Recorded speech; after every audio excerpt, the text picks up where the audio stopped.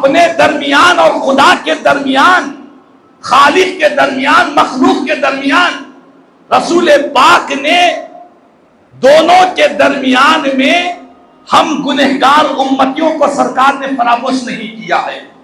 میرے آقا نے وہاں پر بھی اپنے امتیوں کو یاد کیا۔ کیسے یاد کیا؟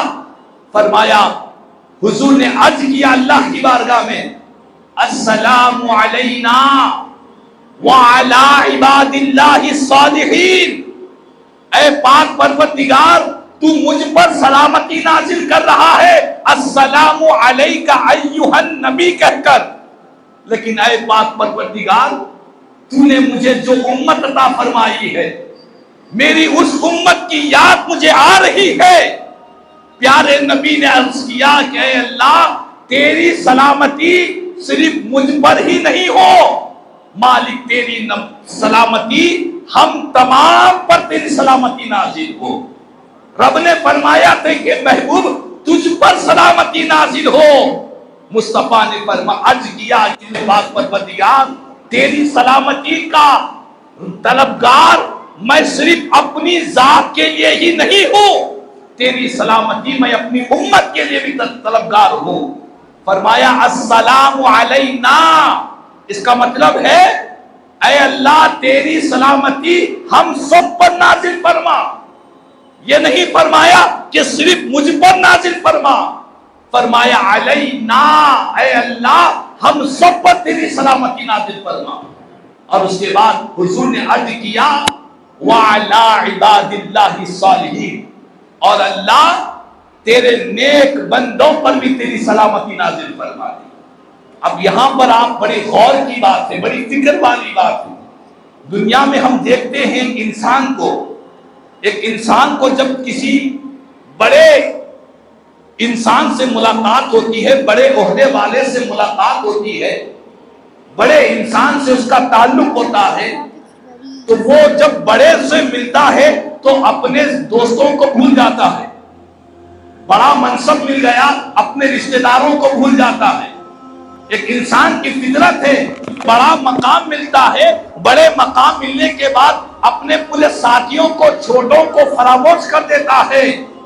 ایک انسان کو جب کوئی بڑے آدمی ہو، بڑی حکومت والا ہو، اقتدار والا ہو، بادشاہت والے سے اگر ملاقات ہوتی ہے، وہ ساروں کو بھول کر اپنے اور اس کے درمیان میں غربت چاہتا ہے۔ لیکن میرے رب کی محبوب کی محبت پر قربان جائے، میرے آقا کس کی بارگاہ میں گئے ہیں؟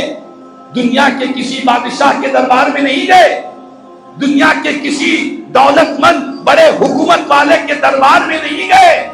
میرے آقا جس کی بارگاہ میں گئے وہ ساری کائنات کا خالق ہے، ساری کائنات کا مالک ہے، وہ رب العالمین ہے جس نے ساری کائنات کو پیدا کیا۔ اس رب کی بارگاہ میں جا کر بھی مصطفیٰ نے ہم گنہگار امتیوں کو نہیں بھولا ہے، ہم خطاکار امتیوں کو فراموش نہیں کیا۔ وہاں پر بھی رب سے گفتگو ہو رہی ہے، رب سے کلام ہو رہا ہے، وہاں پر بھی گنہگار امتیوں کو یاد فرما رہے ہیں۔ اسی لیے تو خالق کائنات نے کہا کہ لوگوں میں نے تم پر بڑا احسان کیا ہے کہ میں نے تمہیں اپنے محبوب کو بھیجا ہے۔ وہ میرا محبوب ہے کہ میرے دیدار کی نعمت کے سامنے ساری کائنات، ساری مخلوقات سے افضل نعمت محبوب کو دے رہا ہوں۔ اس لمحے پر بھی میرے مصطفیٰ نے اپنی امت کو فراموش نہیں فرمایا ہے۔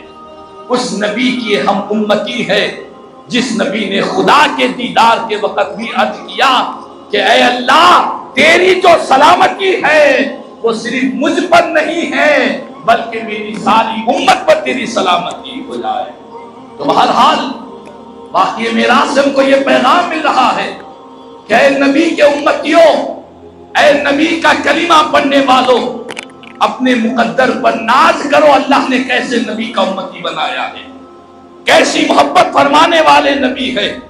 کوئی باپ اپنے بیٹے سے ویسی محبت نہیں کر سکتا، کوئی شفیق ماں اپنی اولاد سے محبت نہیں کر سکتی۔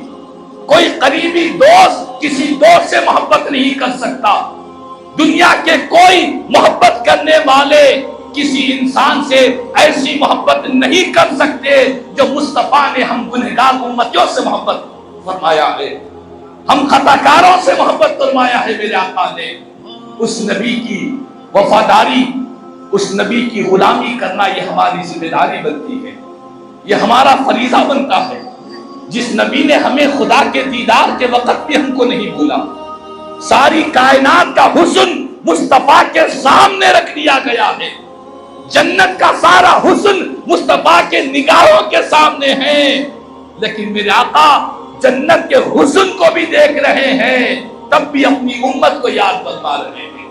کیسی محبت ہے نبی کو امت سے، لیکن آج ہم امتیوں کا کیا معاملہ ہے؟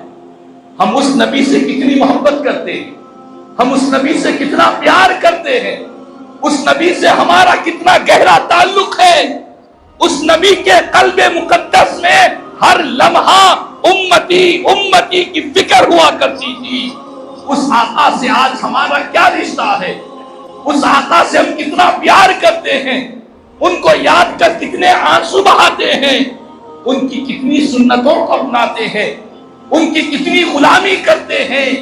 آج کی شب معراج ہم سب کو یہ محاسبہ کرنے کا پیغام دے رہی ہے، یہ جائزہ لینے کا پیغام دے رہی ہے کہ اے نبی کے امتیوں، تمہارے نبی نے شب معراج میں جہاں جہاں مصطفیٰ قدم رکھتے گئے اس مقام پر برکتیں ہوتی گئی، مصطفیٰ کو بلندیاں ملتی رہی، اللہ نے معراج عطا کیا، اپنا دیدار عطا کیا، تب بھی آقا نے امت کو نہیں بھولا ہے۔ اور یہ کیسے امتی ہے، یہ کیسے اس نبی کے غلام ہیں، یہ کیسے نبی کا کلمہ پڑھنے والے ہیں کہ جن کی مزاج اور طبیعتوں میں دنیا کی طرف رغبت، مال کی طرف رغبت، اولاد کی طرف رغبت، دنیا کی محبت سینوں میں بسی ہوئی ہے، نبی کی محبت ختم ہو رہی ہے۔ تو بہرحال معراج کی رات ہم سب کے لیے ایک مقدس رات ہے، ہمیں اس رات کو غفلت میں نہیں گزارنی، اس رات کو لاپرواہی میں نہیں گزارنی۔ عاشق صادق نے کہا، نوری محفل پہ چادر تری نور کی، نور پھیلا ہوا آج کی رات ہے، چاندنی میں ہے ڈوبے ہوئے دو جہاں، کون جلوہ نما آج کی رات ہے، کون جلوہ نما آج کی رات ہے۔ فرش پر دھوم ہے، عرش پر دھوم ہے، فرش پر دھوم ہے، عرش پر دھوم ہے، بد نصیبی ہے وہ، بد نصیب ہے وہ جو آج محروم ہے، پھر ملے گی یہ شب کس کو معلوم ہے، پھر ملے گی یہ شب کس کو معلوم ہے، ہم پہ لطف خدا آج کی رات ہے، ہم پہ لطف خدا آج کی رات ہے۔